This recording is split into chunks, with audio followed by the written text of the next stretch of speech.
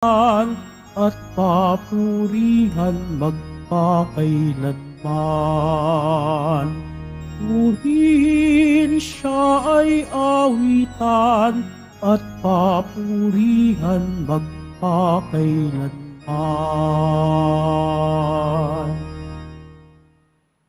Sa ngalan ng Ama at ng Anak at ng Espiritu Santo, Amen. sumainyo ang Panginoon. At sumaiyo rin.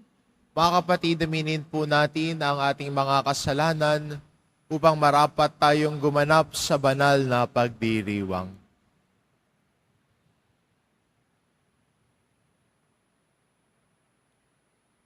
Inaamin ko Sa makapangyarihang Diyos at sa inyo mga kapatid, nalubha akong nagkasala sa isip, sa salita, sa gawa, at sa aking pagkukulang. Kaya isinasamo ko sa mahal na Birheng Maria, sa lahat ng mga anghel at mga banal, at sa inyo mga kapatid, na ako'y ipanalangin sa Panginoong ating Diyos. kaawaan tayo ng makapangyarihan Diyos, patawarin tayo sa ating mga kasalanan, at patnubayan tayo sa buhay na walang hanggan. Amen. Panginoon, kaawaan mo kami. Panginoon, kaawaan mo kami. Kristo, kaawaan mo kami. Kristo, kaawaan mo kami. Panginoon, kaawaan mo kami. Panginoon, kaawaan mo kami. Manalangin tayo.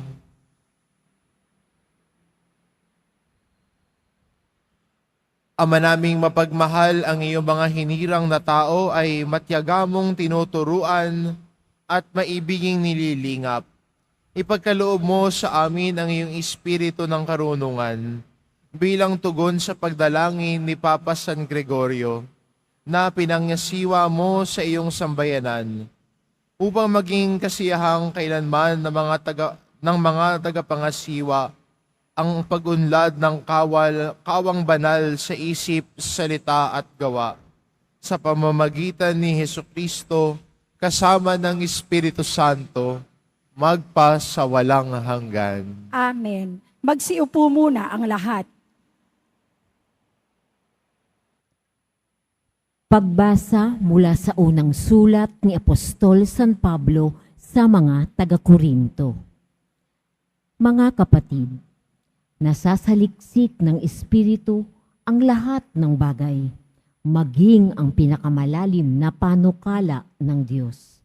Walang nakakaalam sa iniisip ng isang tao maliban sa kanyang sariling espiritu. Gayon din naman, walang nakakaalam sa mga iniisip ng Diyos maliban sa espiritu ng Diyos. Hindi ang espiritu ng sanlibutan, kundi ang espiritu ng Diyos ang tinatanggap natin upang ating maunawaan ang mga kaloob sa atin. Sa mga nagtataglay ng espiritu, ipinapaliwanag namin mga katotohanang espiritual, mga pananalitang turo ng espiritu at hindi ayon sa karunungan ng tao ang ginagamit namin. Sapagkat ang taong di nagtataglay ng espiritu ay ayaw tumanggap ng mga kaloob mula sa espiritu ng Diyos. Para sa kanila, kahangalan ang mga iyon at di nila nauunawaan sapagkat ang mga bagay na espiritual ay mauunawaan lamang sa paraang espiritual. Nauunawaan ng taong nagtataglay ng espiritu ang kahalagahan ng bawat bagay, ngunit walang nakakaunawa sa kanya. Ganito ang nasasaad sa kasulatan. Sino ang nakakaalam ng pag-iisip ng Panginoon? Sino ang makapagpapayo sa kanya? Ngunit ang pag-iisip ni Kristo'y taglay natin. Ang salita ng Diyos. Salamat sa Diyos. Matuwid ang poong dakila sa lahat ng kanyang gawa. Matuwid ang poong dakila sa lahat ng kanyang gawa. Ang Panginoong Diyos ay puspos ng pag-ibig at lipos ng habag. Banayad magalit, ang pag-ibig niya'y hindi kumukupas. Siya ay mabuti at kahit kanino'y hindi nagtatangi. Sa kanyang nilikha, ang pagtingin niya'y mamamalagi.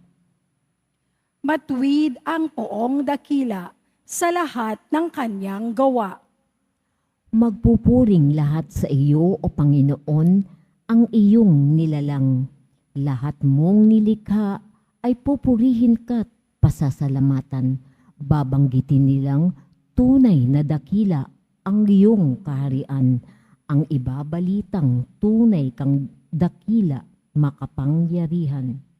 Matuwid ang poong dakila sa lahat ng kanyang gawa. Dakila mong gaway upang matalastas ng lahat ng tao. Mababatid nila ang kadakilaan ng paghahari mo.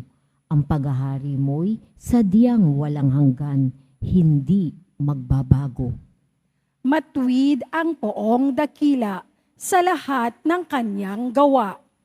Di ka bibiguin sa mga pangako, pagkat ang Diyos ay tapat. Ang kanyang ginawa, kahit ano ito'y mabuting lahat. Siya'y tumutulong sa lahat ng tao na may suliranin. Yaong inaapi, inaalis niya sa pagkagupiling. Matuwid ang poong dakila sa lahat ng kanyang gawa. Magsitayo na po ang lahat.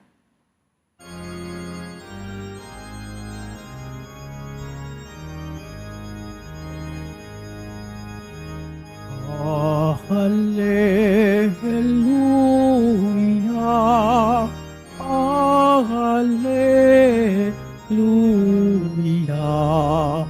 Hallelujah, Hallelujah.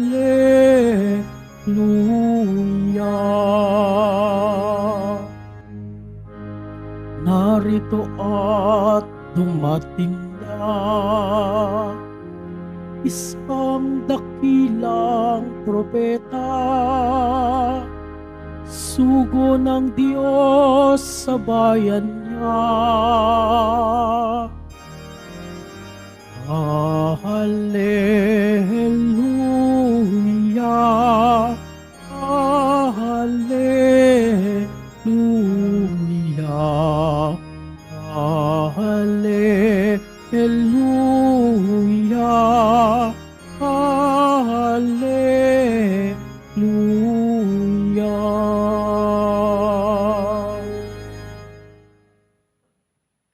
Sumainyo ang Panginoon, At sumaiyo rin. ang mabuting balita ng Panginoon ayon kay San Lucas. Papuri sa iyo, Panginoon. Noong panahong iyon, nagpunta si Jesus sa Capernaum, Galilea. Nagturo siya sa mga tao ng araw ng pamamahinga at nagtaka sila sa kanyang pagtuturo sapagkat may kapangyarihan kung siya'y nagsasalita. Naroon sa sinagoga ang isang lalaking inaalihan ng demonyo o isang masamang espiritu. Sumigaw siya ng malakas, "Ano ang pakialam mo sa amin, ni Jesus na taga Nazaret? Naparito ka ba upang puksain kami? Alam ko kung sino ka, ikaw ang banal ng Diyos." Subalit pinagwikaan siya ni Jesus, "Tumahimik ka, lumayas ka sa taong iyan." At sa harapan ng lahat, ang tao'y nilugbok ng demonyo at iniwan ng hindi man lamang sinaktan. Nanggilalas ang lahat at sinabi sa isa't isa, "Anong uri ng pangungusap ito? Makapangyarihan at mabisa." Pinalalayas niya ang masasamang espiritu at sumusunod naman sila. At kumalat ang balita tungkol kay Jesus sa buong lupaing iyon.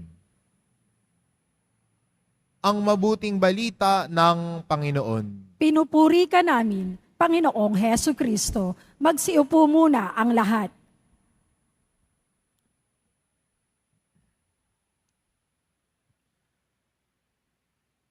Magandang balikan ang ating ebanghelyo sa araw na ito dahil ang mga tao ay namangha sa kapangyarihan ni Jesus sa pagsasalita. Sila ay natuwa sa pakikinig kay Jesus at nanibago sila. Bakit kakaiba siyang magsalita? Anong meron? At yung sa pagkamanghang yon, sa pagtanong anong meron, mas lalo silang nahihilig na makinig kay Jesus. Kung titignan po natin ang Ebanghelyo, maraming pagkakataon na si Jesus ay nagpapahayag. Maliban sa paggawa ng kababalaghan at mga milagro, kung tatawagin natin, ay si Jesus din ay unang-una ginawa ang bawat paraan at lahat ng pagkakataon para ipahayag ang tungkol sa kaharian ng Diyos. Kaya ang mga tao ay nais din siyang pakinggan. Maraming pagkakataon na sinusundan si Jesus dahil narinig nila kay Jesus ang salitang nagbibigay buhay. Kaya sa Ebanghelyo natin, si Jesus ay nagpapahayag at ang mga tao ay parang naa-attract at nagtataka. Anong meron sa kanyang pananalita? Tila'y may kapangyarihan at may dating. Pero yung kanyang pananalita ay hindi lang sa pagsasabi ng salita, pero ang kanyang pananalita rin ay nagdudulot ng kalayaan. Lalo na sa taong inalian ng demonyo at tila'y nakagapos, yung kanyang pananalita rin ang nagdulot ng kalayaan sa taong ito na inaalihan ng masamang espiritu. Freed from bondage, freed from oppression. Kaya yung mga tao nagulat. Anong meron sa pananalita niya? Hindi lang siya nagpapahayag, kundi ang salita rin niya ay nagbibigay kalayaan.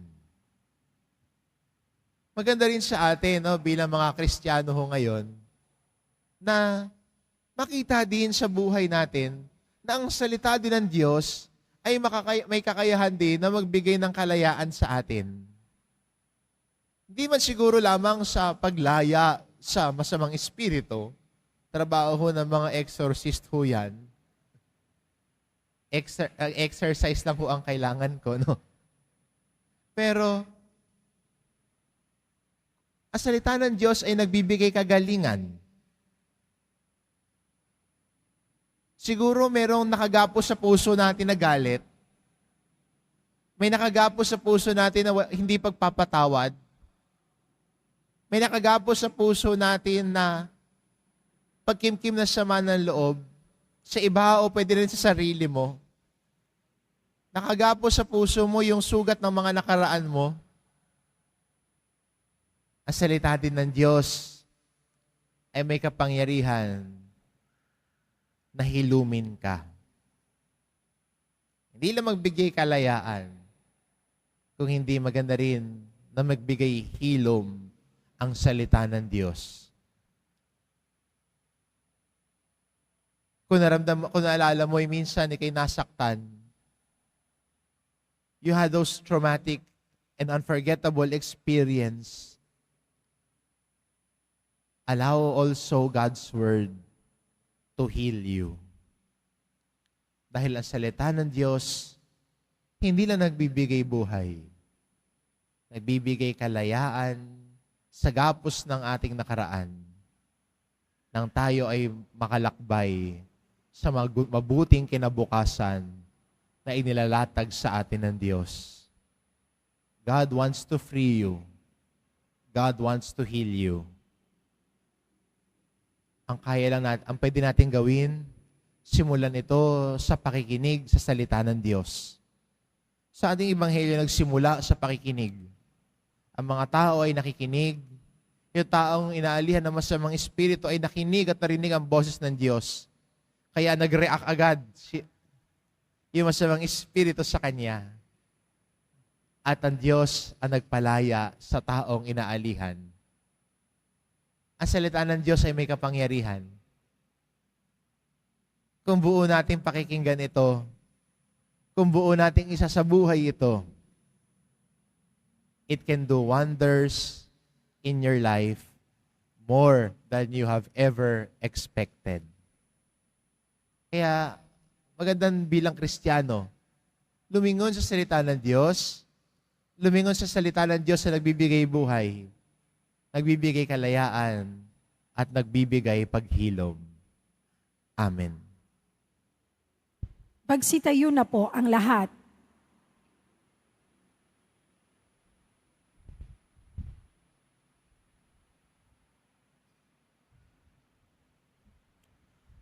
Minamahal ko mga kapatid, sa pamamagitan ng Ebanghelyo, nagsasalita si Kristo sa atin ng mga wikang may walang hanggang kapangyarihan at mga gawang mapaghimalang nakapagpapagaling.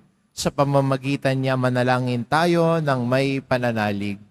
Iisang banal na Diyos, basbasan mo kami. Iisang banal ng Diyos, basbasan mo kami.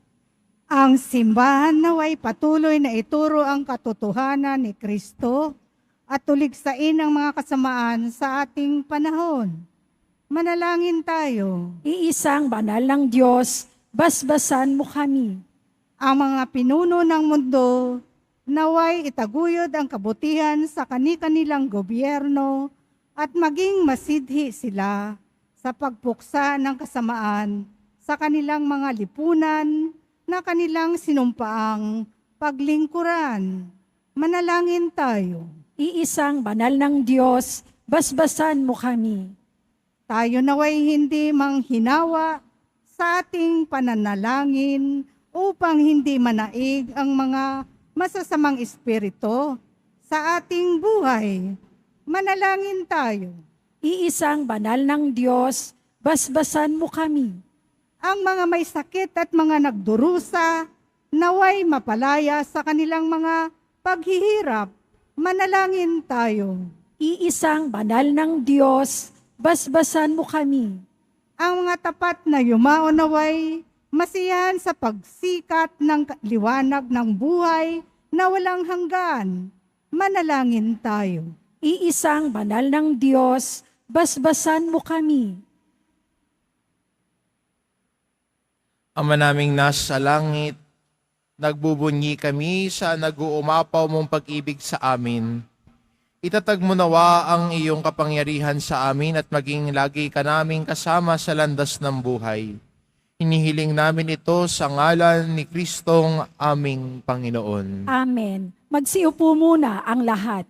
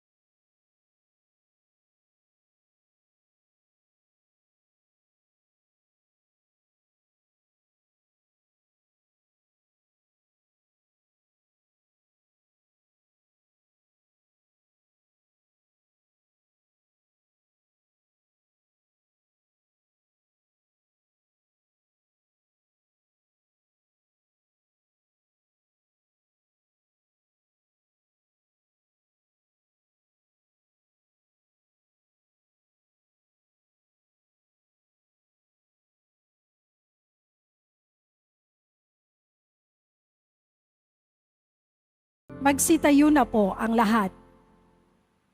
Manalangin kayo mga kapatid, upang ang paghahain natin ay kalugdan ng Diyos amang makapangyarihan. Tanggapin nawa ng Panginoon itong paghahain sa iyong mga kamay, sa kapurihan niya at karangalan, sa ating kapakinabangan at sa buong sambayanan niyang banal. Ama naming lumikha, ang aming paghahain ay iyon nawang paunlakan, upang sa paggunita kay Papa San Gregorio, kami ay makapakinabang sa paghahaing ito na ibinigay mo sa ikapagpapatawad ng mga kasalanan ng buong mundo sa pamamagitan ni Jesucristo kasama ng Espiritu Santo, magpa sa walang hanggan. Amen. Sumainyo ang Panginoon. At sumaiyo rin. Itaas sa Diyos ang inyong puso at diwa. Itinaas na namin sa Panginoon. Pasalamatan natin ang Panginoong ating Diyos. Marapat na siya ay pasalamatan. Ama naming makapangyarihan, tunay ngang marapat na ikaw ay aming pasalamatan sa pamamagitan ni Hesukristo na aming Panginoon. Ngayong si Papa San Gregorio ay pinararangalan sa pamumuhay niyang totoong uliran at pagiging maasahan sa panunungkulan. Kaya't si Hesukristo na maasahan sa katapatan ay inihayag sa pangangasiwa sa sambayanan. Ang malasakit na mga ulirang tagapangasiwa noon ay nagpapatuloy magpahanggang ngayon. Sa mga panalangin kanilang iniuukol, kaisa ng sambayanan mong dito'y nagtitipon. Kaya kaisa ng mga anghel na nagsisiawit ng papuri sa iyo, nang walang humpay sa kalangitan, kami nagbubunyi sa iyong kadakilaan. Santo, Santo, Santo, Panginoong Diyos ng mga hukbo, napupuno ang langit at lupa ng kadakilaan mo. O sana sa kaitaasan, pinagpala ang naparirito sa ngalan ng Panginoon. O sana sa kaitaasan, magsiluhod po ang lahat.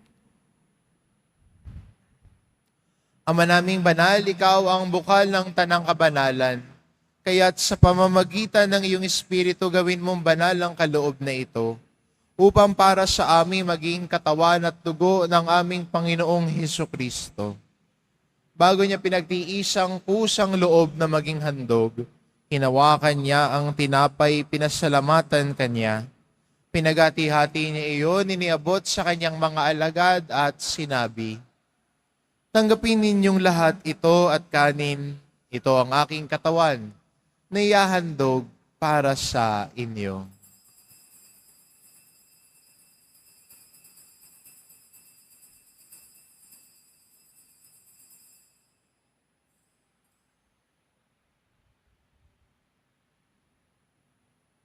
Gayun din naman na matapos ang hapunan, hinawakan niya ang kalis. Muli kanyang pinasalamatan. Iniabot niya ang kalis sa kanyang mga alagad at sinabi, "Tanggapin ninyong lahat ito at inumin. Ito ang kalis ng aking dugo, ng bago at walang hanggang tipan. Ang aking dugo na ibubuhos para sa inyo at para sa lahat, sa ikapagpapatawad ng mga kasalanan. Gawin ninyo ito sa pag-alala sa akin."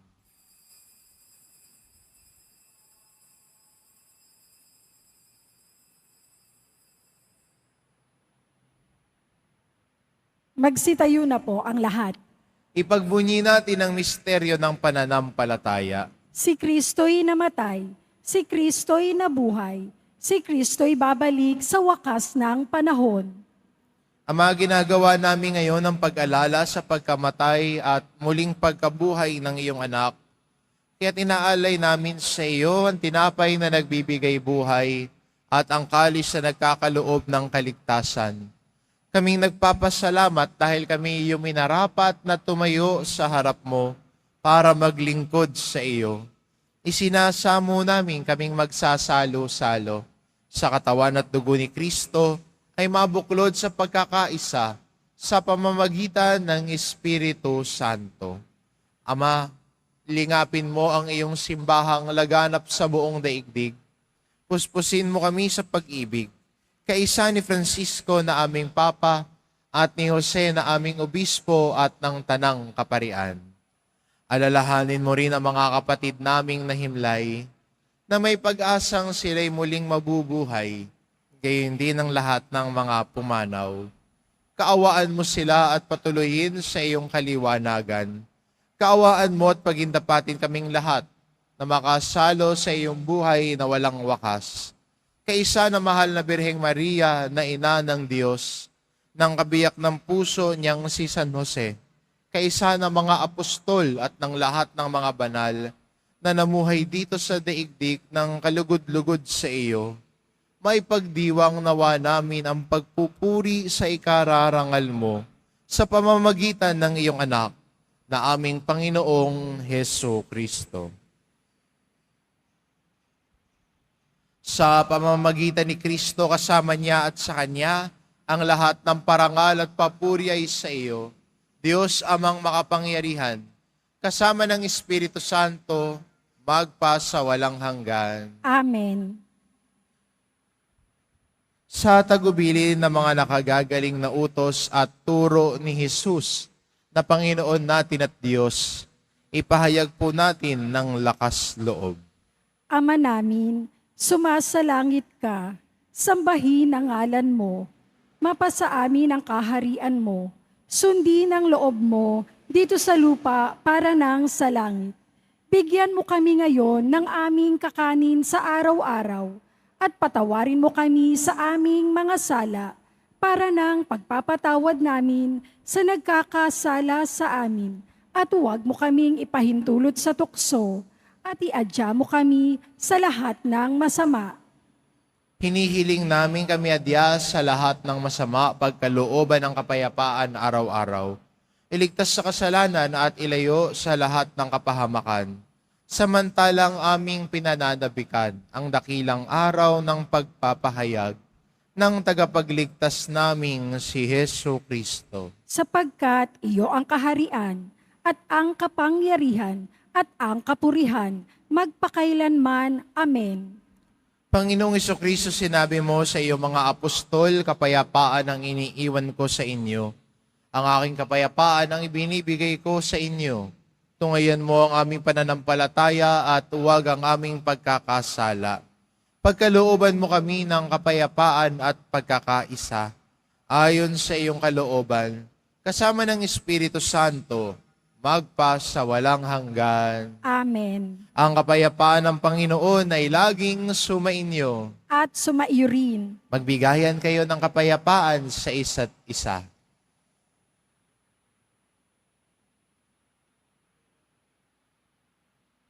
Kordero ng Diyos na nag-aalis ng mga kasalanan ng sanlibutan, maawa ka sa amin.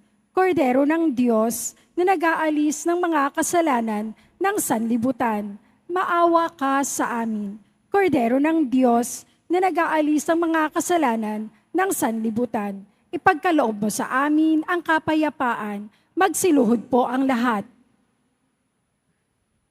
Ito ang kordero ng Diyos, ito nag-aalis ng kasalanan ng sanlibutan. Mapalad ang mga inaanyayahan sa kanyang piging. Panginoon, hindi ako karapat-dapat na magpatuloy sa iyo, ngunit sa isang salita mo lamang ay gagaling na ako.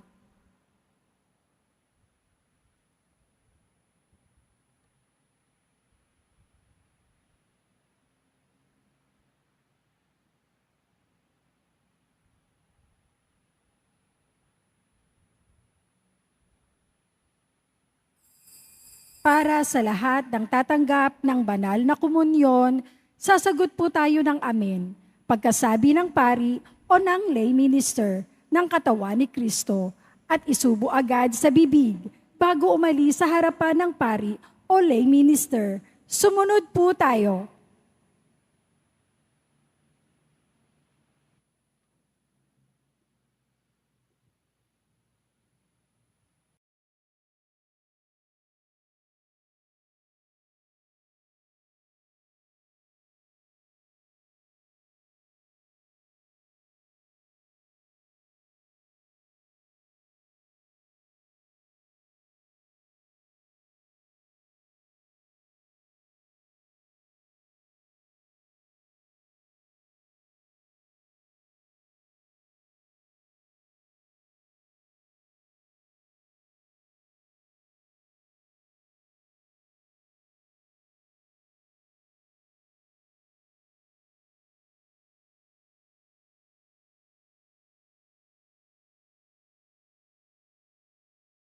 Magsitayo na po ang lahat. Manalangin tayo. Ama namin mapagmahal, kaming nagsalo-salo at sa bumubuhay na pagkain si Kristo, ay paturuan mo sa gurong si Kristo upang sa pagunita namin kay Papa San Gregorio, kami matuto ng maasahang katotohanan mo At sa pag-ibig ay magampanan namin ito sa pamamagitan ni Kristo na aming Panginoon, kasama ng Espiritu Santo magpa sa walang hanggan. Amen. Sumainyo ang Panginoon. At sumaiyo rin. Mahal na pong Hesus Nazareno, inihayag mo sa pamamagitan ng krus ang walang maliw na pag-ibig ng Diyos sa sangkatauhan. Pakinggan mo ang kahilingan ng iyong angka na nagsusumamo sa iyo. Makakamtanawa nila ang iyong katugunan at tanggapin ang kasagutan na may utang na loob na tinatanaw. Basbasan din po ninyo ang mga may daladala nilang imahin at dasalan sa pamamagitan ng bendisyon na ito na may maalala nila ang mga pangako nila noon sa binyag, na ikaw ang kanilang iibigin at paglilingkuran bilang Panginoon magpa sa walang hanggan. Amen. At pagpalain kayo ng ating mapagmahal na Diyos, ang Ama at ang Anak at ang Espiritu Santo. Amen. Humayo kayo, taglay ang kapayapaan ng poong Hesus Nazareno. Salamat sa Diyos.